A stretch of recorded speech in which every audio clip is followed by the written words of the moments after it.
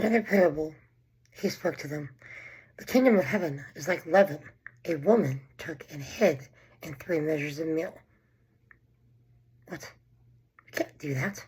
If you were Jewish in that country, in that area, you would definitely be stunned at what Jesus just said.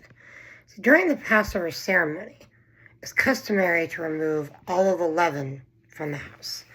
Leaven is a symbol of sin because it corrupts by puffing up, just like pride, the source of sin. We see that in Isaiah 14. Throughout the Bible, it's used that way.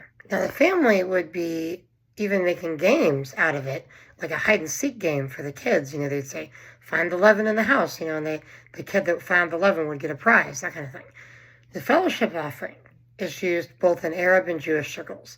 It comes from the events in Genesis 18. For a woman in the parable to hide leaven in a lump would be horrifying to the Jewish mind. As for the church, it tells us that we will not be perfect, but impure.